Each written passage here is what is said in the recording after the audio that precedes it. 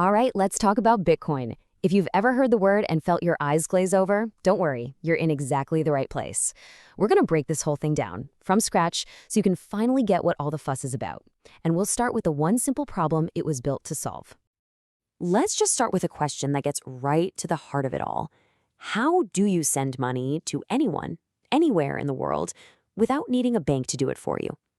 It seems like a simple question, right? But believe it or not, solving this exact puzzle is the entire reason Bitcoin even exists. And that puzzle is there for a reason. Turns out our current financial system has some pretty big limitations.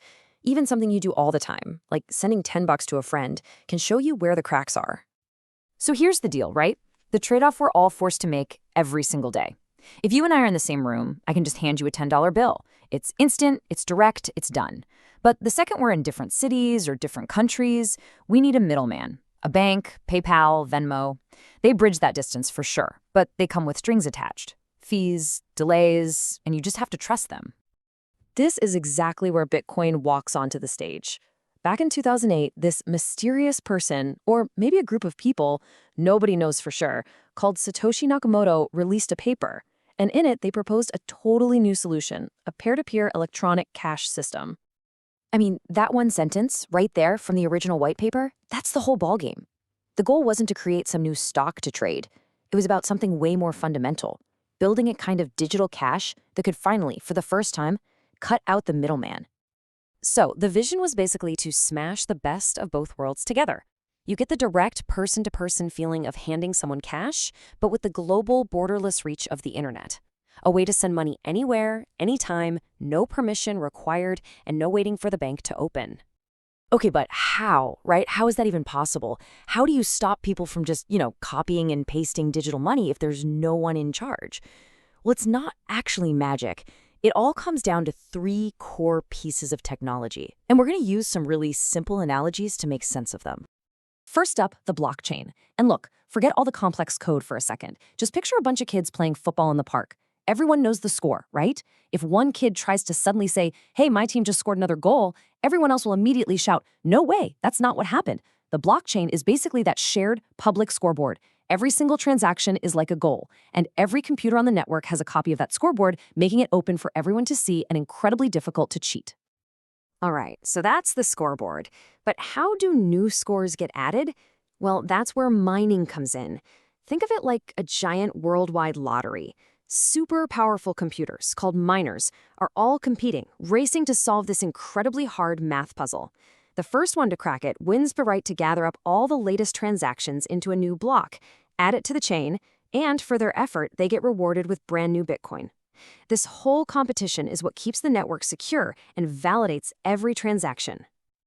And finally, we have keys. This is the part that proves you actually own your Bitcoin. And honestly, it's way simpler than it sounds. Your public key works just like your email address. You can give it to anyone and they can use it to send you Bitcoin.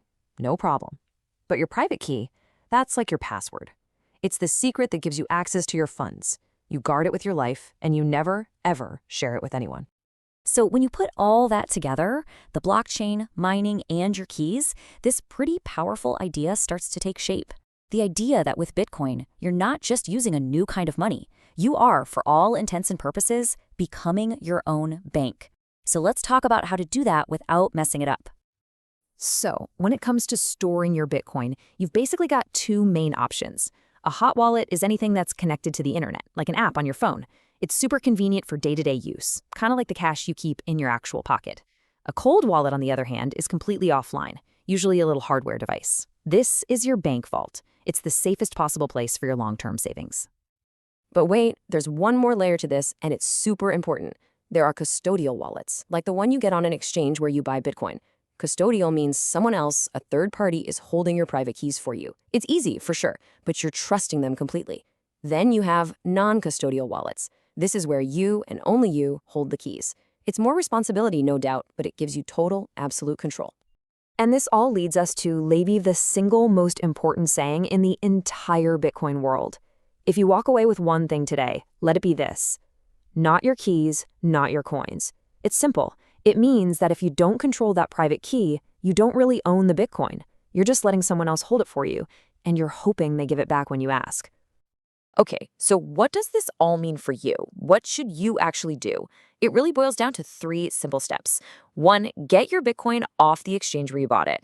An exchange is for trading, it is not a bank account. Two, pick a secure wallet that fits your needs. And three, this one is absolutely non negotiable. Back up your recovery phrase. That's the list of 12 or 24 words.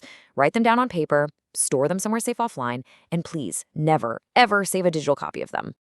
All right, let's take a quick pause here for a dose of reality. You've probably seen the headlines about people becoming millionaires overnight. And yeah, some people have gotten very lucky. But the truth is, the price of Bitcoin is famously volatile. It goes up and down a lot. It's a high-risk asset, and anyone who tells you it's a guaranteed ticket to riches is not telling you the whole story. So as always, do your own research. Okay, for our last section, let's pull the camera way back and look at the really big picture here. Why do so many people get so excited about this stuff? Why do they think it could actually be the future of money? Well, it comes down to how its design is just fundamentally different from the money we use every day. And it all comes down to this one number, 21 million. That's it. That's the magic number. There will only ever be 21 million Bitcoin created, total. Ever. And that's not just a company policy or a promise. It is written into the code itself. It cannot be changed. This makes Bitcoin the first ever truly scarce digital object. And when you put them side by side, you really see the core difference, the heart of the whole debate. With Bitcoin, you have a fixed, limited supply, and control is spread out across a decentralized network. With currencies like the US dollar or the euro, the supply is basically unlimited. It can be printed whenever, and control is centralized in the hands of governments and banks. We're talking about two completely different philosophies of what money is. So, we're going to leave you with this one last thought. What Bitcoin proved is that money doesn't have to come from a government. It can just be code. It can be governed by math. And so the really big question that we're all still trying to figure out is, if that's true, what does that mean for the future of everything? The future of finance, savings, and value itself? That's the real revolution that's just getting started.